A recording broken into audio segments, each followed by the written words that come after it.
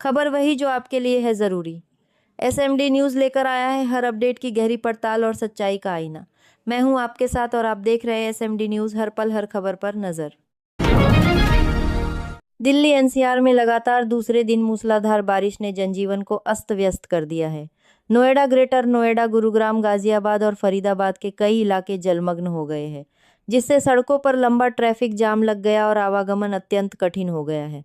जगह जलभराव से सड़क के गड्ढे छिप गए हैं, जो वाहन चालकों के लिए जोखिम बने हुए हैं। फरीदाबाद में बिजली और पेयजल आपूर्ति प्रभावित है, जबकि गाजियाबाद की सड़कें तालाब बन चुकी है। मौसम विभाग ने अगले कुछ दिनों तक बारिश जारी रहने का अलर्ट जारी किया है। 4 मई से 9 जुलाई के बीच पश्चिम बंगाल की सियासत पूरी तरह बदल चुकी है। विधानसभा चुनाव में हार के बाद ममता बनर्जी की राह मुश्किल हो गई है। पार्टी के 19 सांसदों और 70 विधायकों ने अलग गुट बना लिया है, जिससे ममता के हाथ से नेता प्रतिपक्ष का पद भी छिन गया है। वहीं पार्टी के नाम और मालिकाना हक पर छिड़ी जंग चुनाव आयोग के पास पहुंच चुकी है। इस बीच ईडी द्वारा 440 करोड़ का फंड फ्रीज किए जाने और सुरक्षा में कटौती ने ममता बनर्जी की सियासी दुनिया को संकट में डाल दिया है। सुपरस्टार थलपति विजय की बहुप्रतीक्षित आखिरी फिल्म जननायकन की रिलीज को लेकर चर्चाओं का बाजार गर्म है। हालांकि मेकर्स की ओर से अभी तक कोई आधिकारिक घोषणा नहीं की गई है, लेकिन कनाडा की डिस्ट्रीब्यूशन कंपनी यॉर्क सिनेमा ने सोशल मीडिया पर दावा पर ज्यादा सकाया किया है कि यह फिल्म 24 जुलाई को रिलीज होगी। साथ ही कुछ टिकट बुकिंग वेबसाइट्स पर भी यही तारीख दिखाई दे रही है। फिल्म के सेंसर सर्टिफिकेट और रिलीज की सटीक जानकारी के लिए प्रशंसकों को अब आधिकारिक पुष्टि का इंतजार है। भारत की पहली हाइड्रोजन ट्रेन 17 जुलाई को हरियाणा के जींद से शुरू होने जा रही है, जो देश के हरित परिवहन की दिशा में एक ऐतिहासिक कदम है।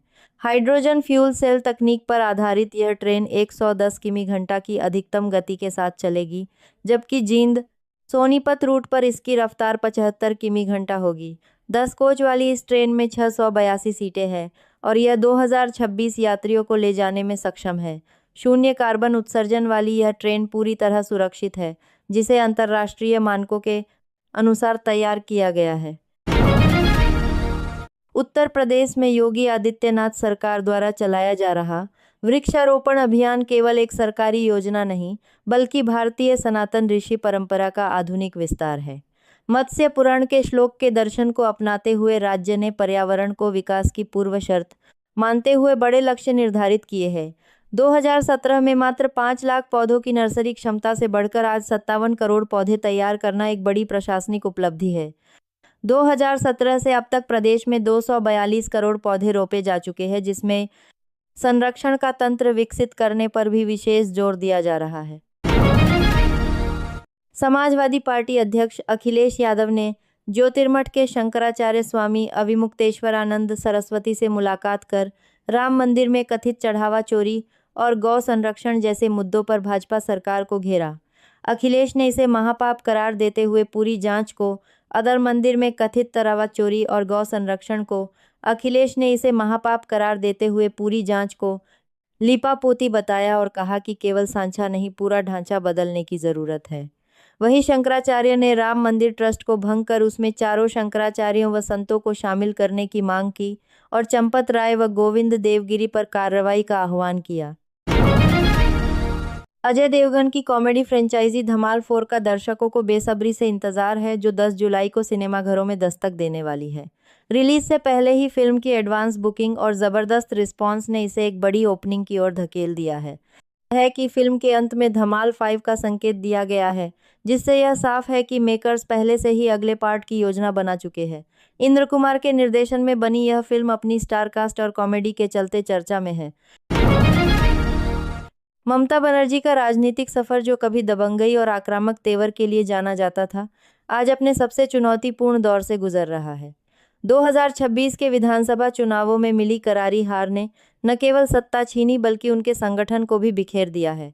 294 सदस्यीय विधानसभा में मात्र 15 विधायकों के साथ सिमटी ममता के सामने अब पार्टी का अस्तित्व बचाने और ईडी द्वारा फ्रीज किए गए 440 करोड़ के फंड को मुक्त कराने की कानूनी जंग है।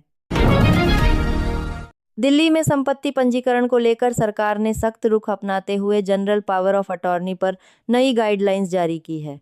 अब ब्लड रिलेशन के बाहर की जीपीए को सब रजिस्ट्रार सीधे पंजीकृत नहीं करेंगे, बल्कि इसे उचित स्टाम्प शुल्क के निर्धारण के लिए कलेक्टर वाले लाइकर के बात करते हैं ऑफ स्टाम्प के पास भेजा जाएगा। कलेक्टर को 30 दिनों के भीतर इस पर निर्णय लेना होगा। इस कदम का उद्देश्य स्टाम्प ड्यूटी की चोरी रोकना, धोखाधड़ी पर लगाम लगाना और भू माफिया से नागरिकों को बचाना है।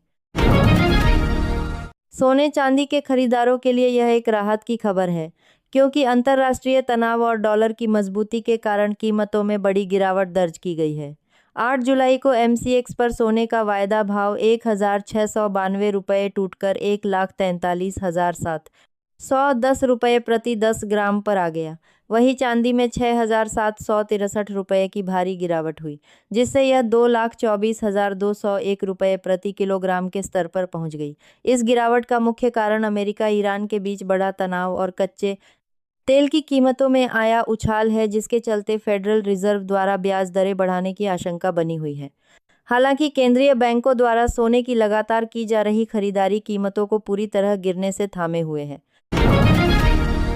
दिल्ली NCR में लगातार हो रही मूसलाधार बारिश ने जनजीवन को पूरी तरह अस्त व्यस्त कर दिया है। दिल्ली मेरठ एक्सप्रेसवे, गुरुग्राम बॉर्डर और संगम विहार सहित कई प्रमुख इलाकों में भारी जलभराव और ट्रैफिक जाम से लोग घंटों जूझते रहे। कई स्थानों पर पेड़ में बरी, आरा और मुनकाला, दिला, हरमान दली, कलीबार गिरने की घटनाओं और सड़कों पर घुटनों तक पानी जमा होने से वाहनों की रफ्तार थम गई है। जल निकासी की अव्यवस्था के कारण दैनिक यात्रियों और स्कूली बच्चों को भारी परेशानी का सामना करना पड़ रहा है। सरदार सरोवर परियोजना पर हुई हालिया बैठक मध्य प्रदेश के लिए एक बड़ी आर्थिक राहत लेकर आई है।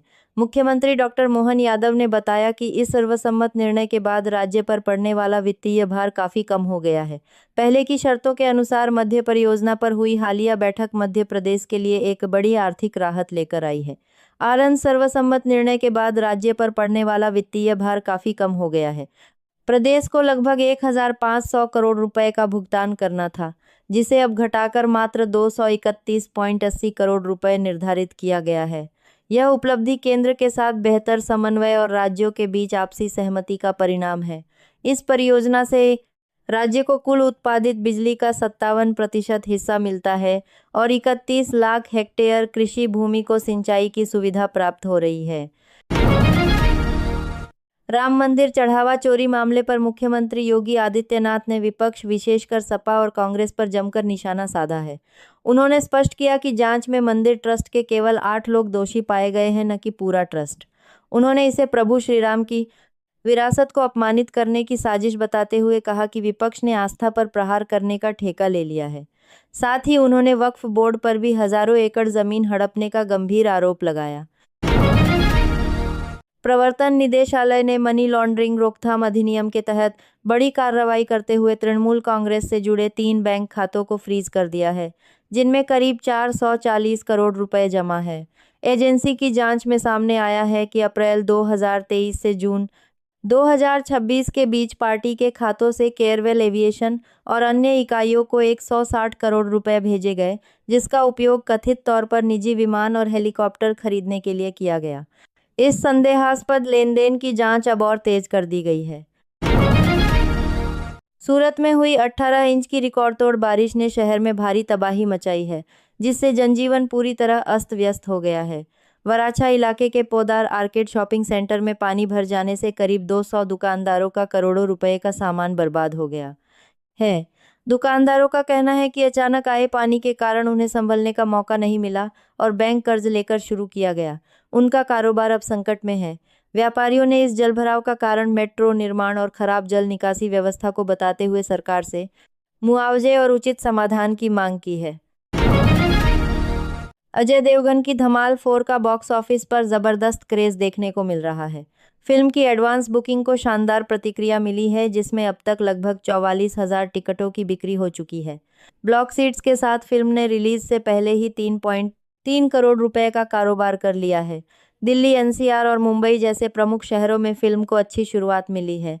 10 जुलाई को रिलीज होने वाली यह कॉमेडी फिल्म अपनी पिछली फ्रेंचाइजी की तरह ही बॉक्स ऑफिस पर बड़ी ओपनिंग करने की ओर अग्रसर है।